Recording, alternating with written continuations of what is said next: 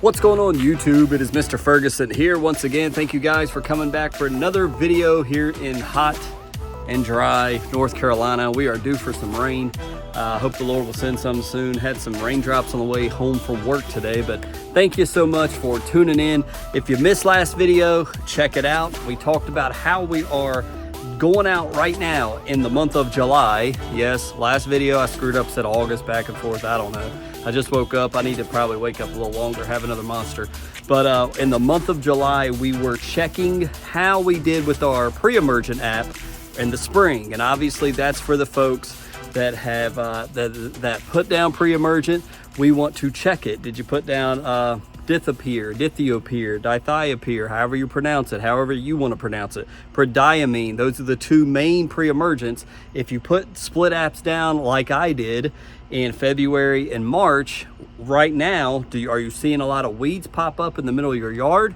Or what's it look like? We talked about that last video. Go check that out. Today, the reason why I would rather you go check that out first is because today we're going to kind of continue with that, because someone made a comment that I think is worth making a video about, and that's what we're going to talk about today on the same lines of what we just discussed, and that's with pre-emergent.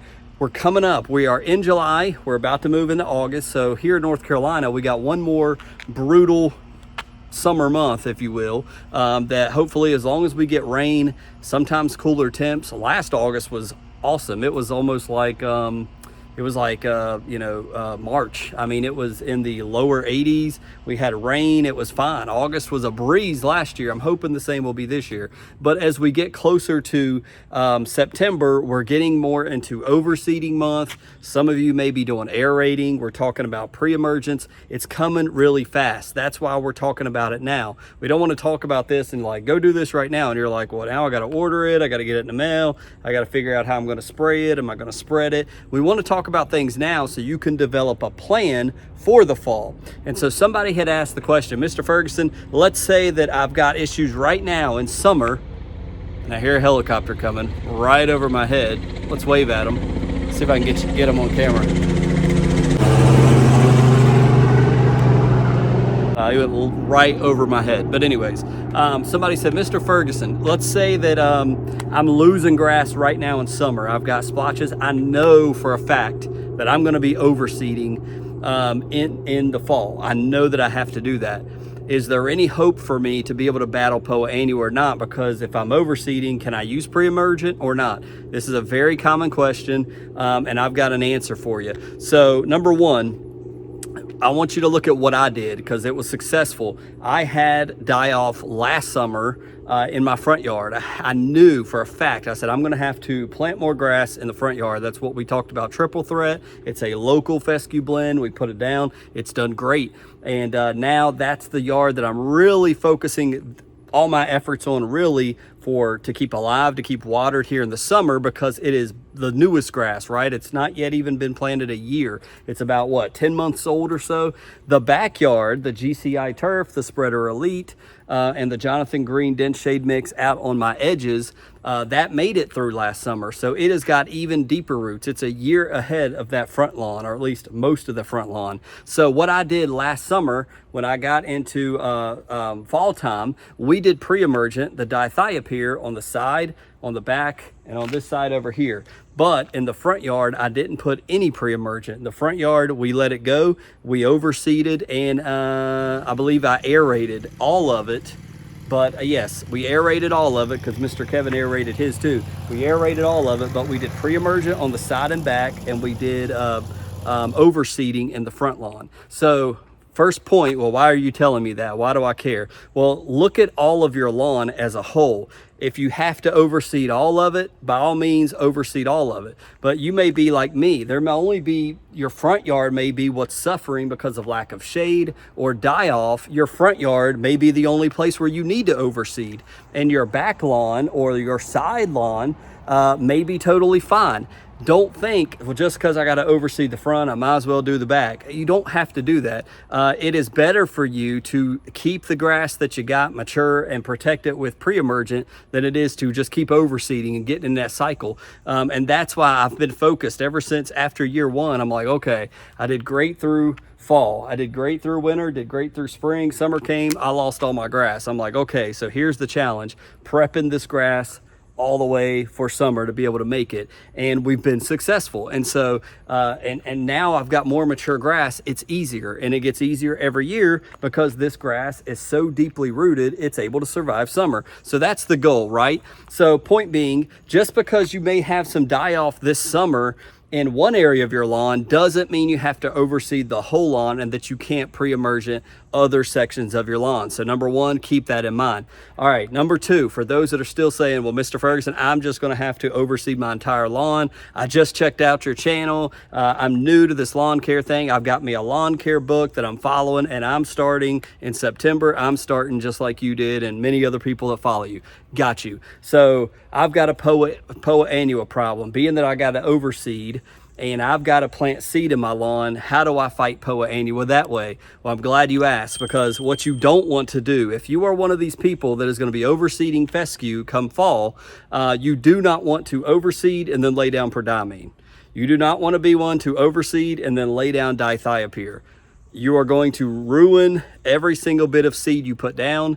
You're going to put down pre-emergent on top of it. You just killed all the seed. That is a total waste of money. You've just wasted all the seed you just laid down, because the pre-emergent is to stop or prohibit grass from growing, developing roots, right? And that's exactly what's going to happen with your grass seed. None of it will grow. You cannot put down pre-emergent and put down overseed at the same time. I think most people know that, but you can't do both. So if you're able to just do pre-emergent and not overseed, that is how we stop Poa Annua, right? That is the main way.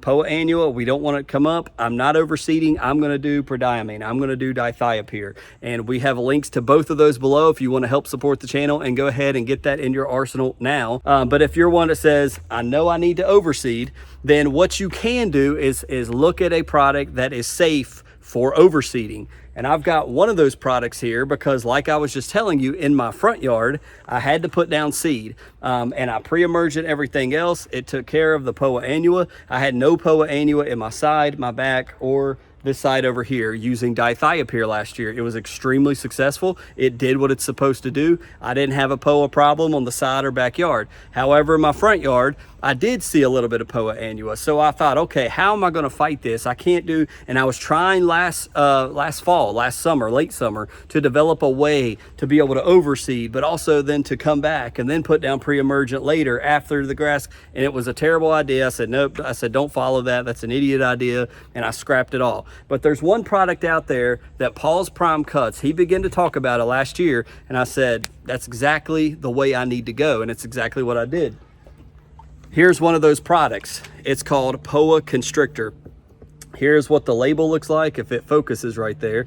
Poa Constrictor. It's the product we've talked about many times on my channel called ethofumicate.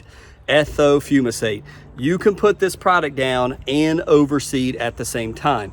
Ethofumicate is your best chance. Let me start by saying this. Me and Mr. Kevin tested this in spring. It did absolutely nothing. So by the time spring comes around, if you're watching this video in February, March, April, and you're like, I've got Poa in my yard, so I can just put down ethofumicate and it'll kill all my Poa. Absolutely not. This acts as a pre and post emergent, similar to tenacity, if I'm not mistaken, but it will only help you out in the fall. You want to put down your overseed, begin to grow your grass, water your seed, let your fescue come up, but you can also do ethofumicate.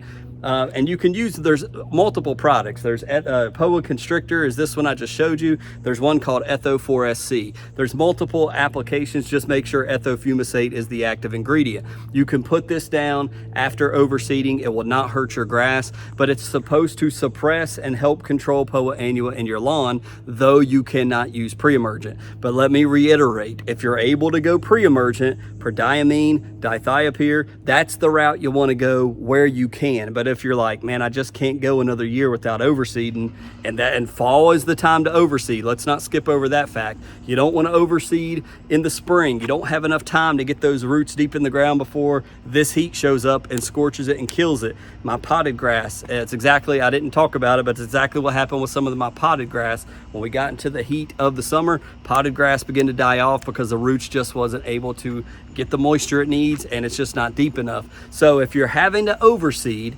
and you have a POA problem in your yard, you can put down your seed plus get a product called ethofumicate, Etho 4SC, Poa Constrictor, a product like this, and you want to do multiple applications. I did one app last fall and it helped, but I feel like if I would have done at least two apps, maybe even 3 apps, you can do them, read the label, check out the label exactly how long apart between applications. But I feel like if I would have done a second app after doing the first one, it really would have hindered the POA that I came up. And let me just say, the #1 deterrent for POA is a thick lawn. So when you're overseeding, don't go super light. If you're going to overseed it. Don't go extreme, don't go stupid heavy, putting 12 pounds per 1,000 when you've already got existing grass. Look up what Pete says. He puts that in his seed. He recommends 6 to 8, I believe, per 1,000 square feet on existing lawns. Maybe a little bit lighter, maybe a little bit heavier, but check it out. Research that part. So go heavier. A thick lawn is going to choke out most of the areas where POA wants to pop up to begin with, but then add you in some ethofumicate as applications to help slow it down and maybe even eliminate completely in those areas where you can't pre-emerge it. So I hope that helps you guys out. Make sure you stay subscribed. We're going to be talking more about this as we go on, but I wanted to answer that question and make that into a quick video for you on this hump day on Wednesday. So let me know your thoughts below. Veterans out there, if I'm forgetting something, let me know. As far as aerating, I am not aerating my yard this year at all. If you've aerated within the past 3 or 4 years and there's not been a whole lot of issues with your lawn as far as putting compaction, you're not dropping Connex containers on your lawn or having major gatherings where thousands of people are walking on your lawn and there's no major thing that's happened to cause compaction in your lawn. If you've aerated within the past 3 or 4 years, why aerate? Why open up your ground for those weed seeds to germinate and for more weeds to come up?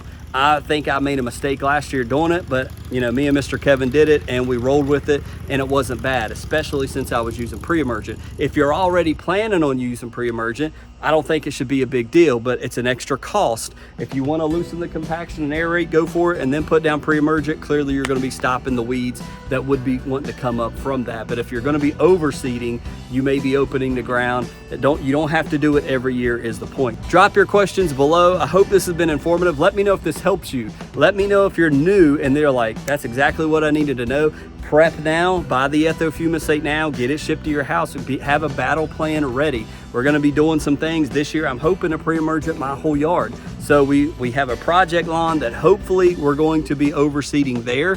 But on my grass right here, we hope to be doing pre-emergent. So God bless you guys. Let me know your thoughts below. Stay subscribed. Check out channel memberships and check out the links below if you're interested in some of the things we talked about today. God bless you. We'll see you Friday.